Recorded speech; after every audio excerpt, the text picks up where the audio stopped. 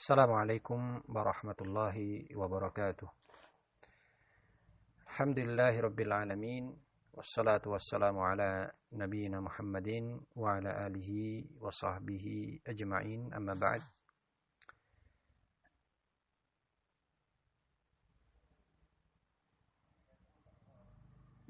Kaum muslimin rahimani wa rahimakumullah. Alhamdulillah pagi ini kita lanjutkan pembacaan hadis-hadis tentang salat malam dari kitab Al-Fathur Rabbani li Tartib Musnad Ahmad ibn Hanbal Asy-Syaibani. An Abi Hurairah radhiyallahu anhu qala qala Rasulullah sallallahu alaihi wa alihi wa sahbihi wasallam rahimallahu rajulan qama minal lail فصلى وأيقظ امرأته فصلت فإن أبت نضح في وجهها الماء ورحم الله امرأة قامت من الليل فصلت وأيقظت زوجها فصلى فإن أبى نضحت في وجهه بالماء.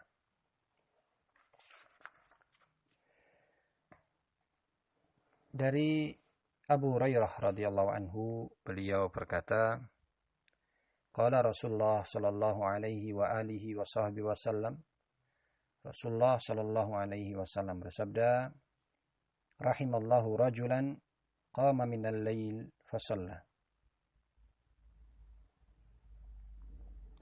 Semoga Allah merahmati seorang laki-laki yang bangun di malam hari fasalla, lalu dia salat. Itu salat malam atau salat tahajud. Wa aiqadha imra'atahu, lalu dia membangunkan istrinya fasallat, sehingga istrinya pun ikut salat. Fa in abat, kalau istrinya ini enggan untuk bangun, nadhaha fi wajhihal ma'a, laki-laki ini memercikkan air ke atas wajah istrinya tersebut.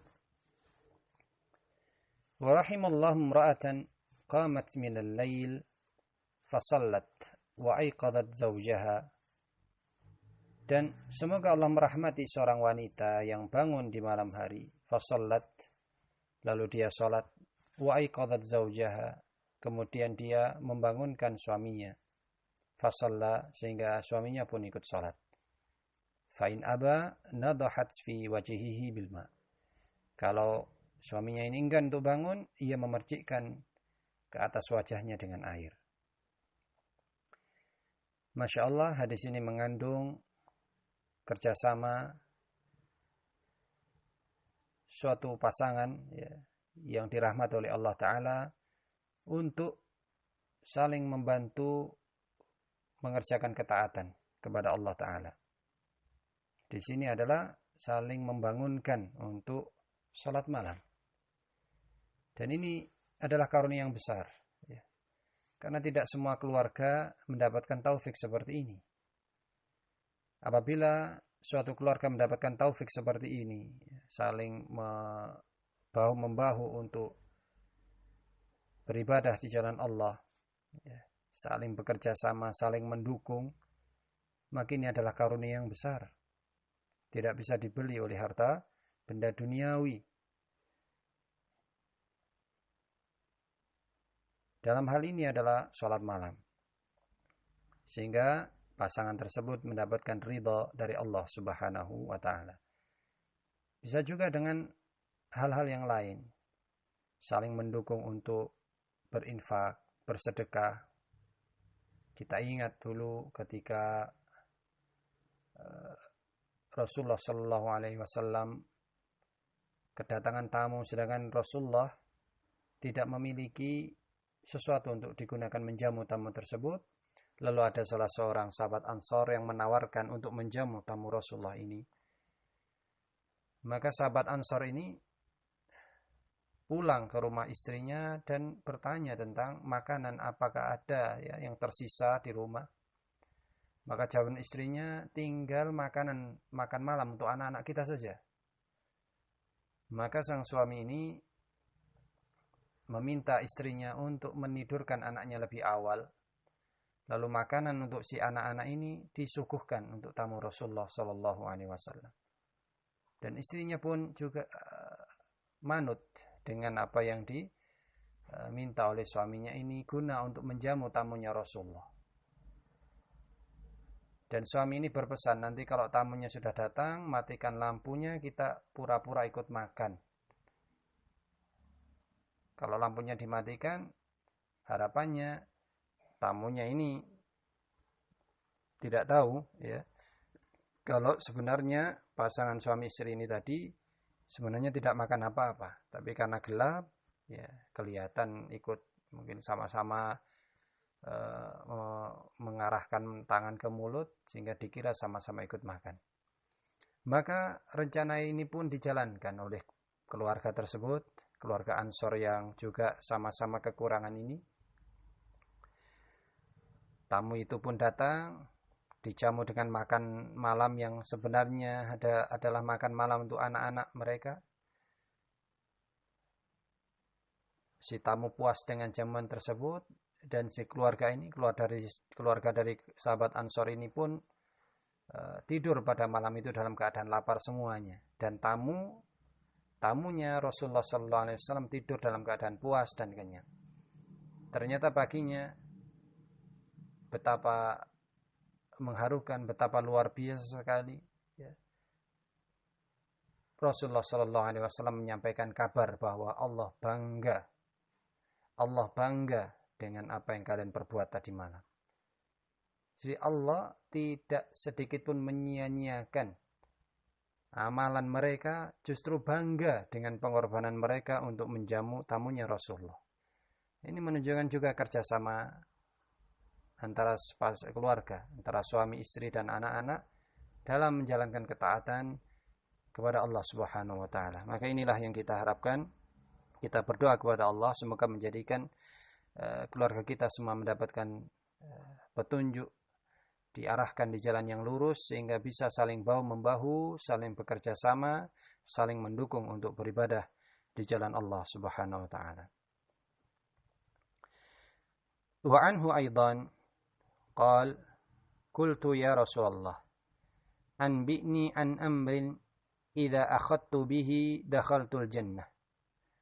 Qal afshis salam wa at'imit ta'am wasilil arham wasalli bil lail wan nasu niyamun thumma dukhulil jannata bisalam.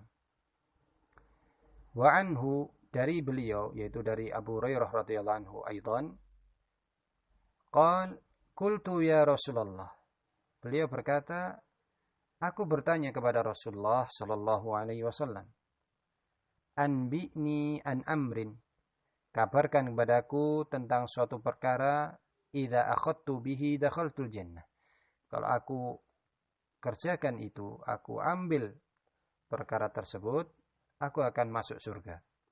Qal, maka Rasulullah menjawab, afshis salam, sebarkanlah salam.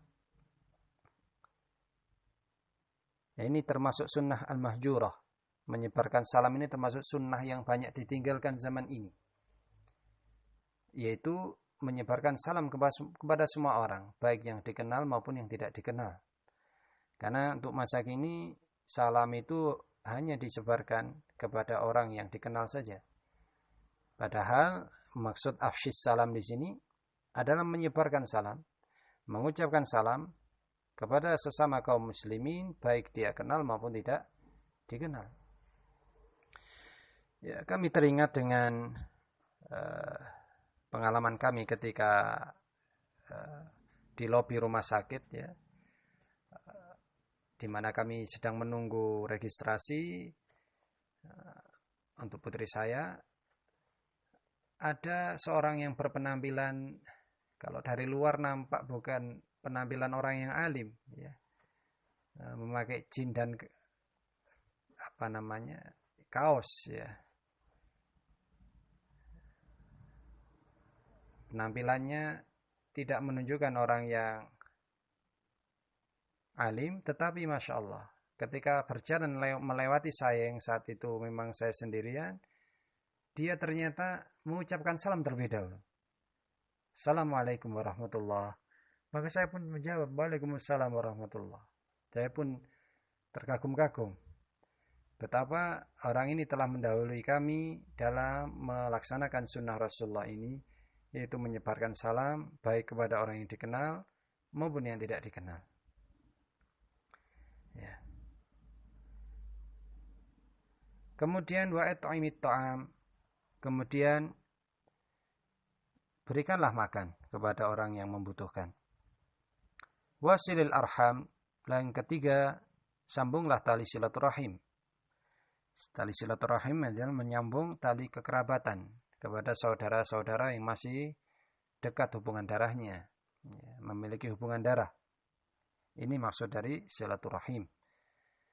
Dan di antara faedahnya pula, fadilahnya pula, menyambung tali silaturahim ini bisa meluaskan rezeki dan juga memanjangkan usia.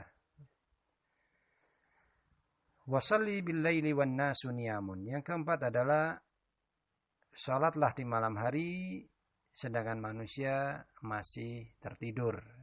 Ini salat malam, salat di tengah malam atau pertengahan malam yang terakhir, sepertiga malam yang terakhir. Ini adalah waktu yang utama untuk salat malam. Summa dakhulil jannata bisalam. Kemudian masuklah ke surga, masuklah ke dalam surga dengan kesejahteraan, bisalamin, ya, dengan selamat sejahtera. Ya, jadi di sini yang berhubungan dengan bab ini adalah tentang sholat malam, tetapi Rasulullah juga menyebutkan sebab-sebab yang lain yang bisa memasukkan seseorang ke surga, yaitu menyebarkan salam, memberikan makan pada orang yang membutuhkan, menyambung tali silaturahim. Dan yang keempat adalah sholat malam.